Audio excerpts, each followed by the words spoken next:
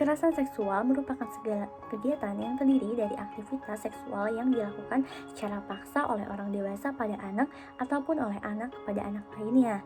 Kekerasan seksual juga meliputi penggunaan atau pelibatan anak secara komersial dalam kegiatan seksual, bujukan, ajakan, ataupun paksaan terhadap anak untuk terlibat dalam kegiatan tersebut. Pelibatan anak dalam media audiovisual dan pelacuran anak.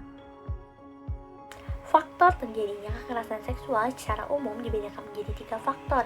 Yang pertama, faktor individu, di mana pendidikan rendah, lalu kurangnya pengetahuan dan keterampilan menghindari dari kekerasan seksual, kontrol perilaku buruk, pernah mengalami riwayat kekerasan, pernah menyaksikan kejadian kekerasan seksual, serta penggunaan obat-obatan.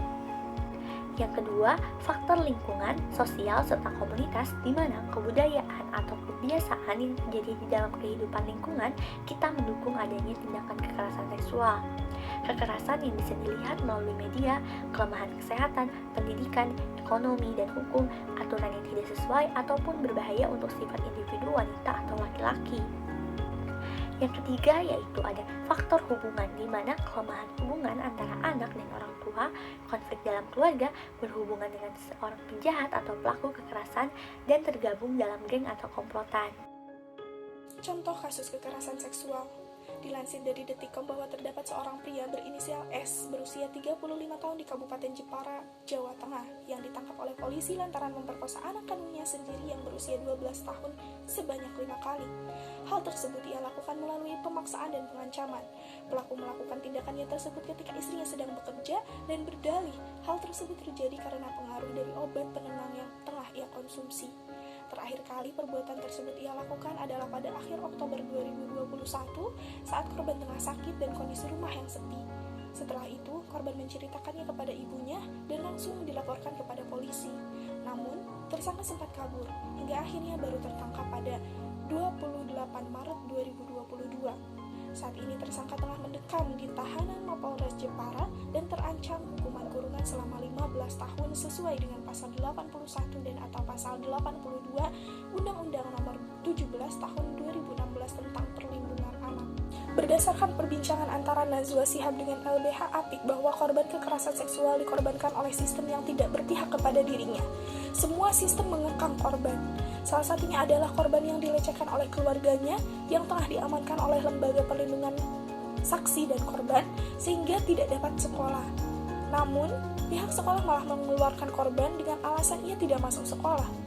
Selain itu, pada kasus anak disabilitas berusia 16 tahun yang diperiksa di Unit Perlindungan Perempuan Anak yang seharusnya berperspektif baik kepada korban, namun ternyata dalam proses berita acara pemeriksaan atau BAP-nya, penyidik malah memukul meja dan menggertaknya, padahal ia telah didampingi. Lalu bagaimana dengan korban yang sama sekali tidak mendapatkan pendampingan dalam proses BAP-nya? Selain itu, terdapat korban kekerasan seksual yang diumumkan di tengah masjid.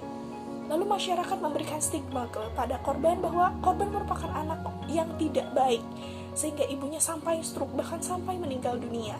Sementara perlakuan publik kepada pelaku kekerasan seksual yang merupakan pesohor malah dipahlawankan. Korban kekerasan seksual diperkosa.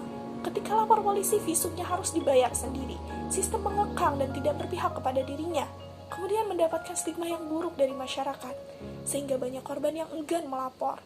Ketika telah melapor pun, saat prosesnya berbelit-belit dan memakan biaya yang cukup besar, sehingga traumanya berkepanjangan.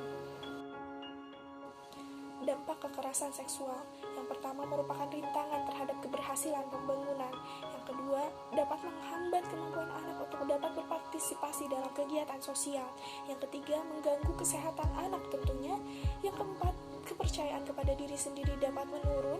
Dan yang kelima, dapat menghambat proses perkembangan jiwa dan masa depannya. Padahal Undang-Undang Nomor 23 Tahun 2002 tentang Perlindungan Anak memberikan kewajiban kepada semua pihak termasuk negara untuk melindunginya. Penyelesaian dan upaya pemerintah dalam menghadapi masalah kekerasan seksual. Kondisi ini menuntut adanya perlindungan terhadap anak. Kekerasan seksual pada saat ini menurut Undang-Undang Republik Indonesia Nomor 35 Tahun 2014 tentang perubahan atas Undang-Undang Nomor 23 tahun 2022 tentang perlindungan anak dinyatakan dengan istilah kejahatan seksual yang didasari oleh perlu adanya peningkatan komitmen dari pemerintah, mau itu pemerintah daerah, dan masyarakat, serta pemangku kepentingan yang terkait dengan penyelenggaraan perlindungan anak.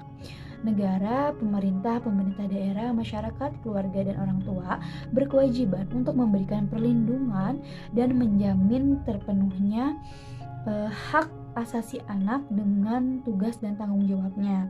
Lalu peran pemerintah dalam penanganan atas upaya kekerasan seksual ini terhadap anak meliputi pendampingan, lalu memulihkan trauma sebagai motivator bagi korban, memberikan pelayanan konseling, memberikan bantuan untuk keadilan hukum. Jadi peran pemerintah ini sangat membantu kepada korban yang telah mengalami kekerasan seksual. Kedua, saya akan memaparkan tentang cara penyelesaian atau cara pencegahan menghadapi masalah kekerasan seksual.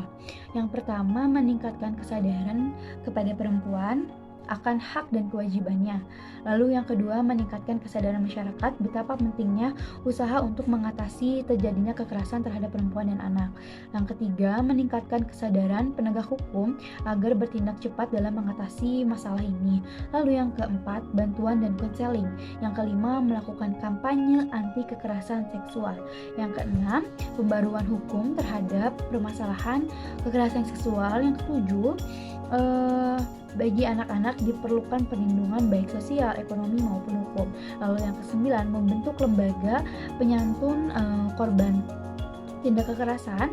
Lalu yang ke-10, meminta media massa cetak ataupun elektronik untuk lebih memperhatikan masalah tindak kekerasan terhadap perempuan dan anak dalam pemberitaannya.